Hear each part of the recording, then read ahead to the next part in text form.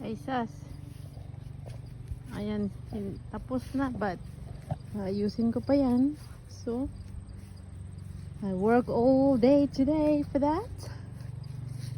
So pwede na pala eh.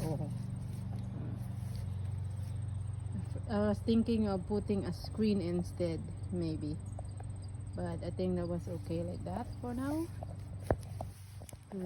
Ayoko lang bahayan ng mga raccoon underneath.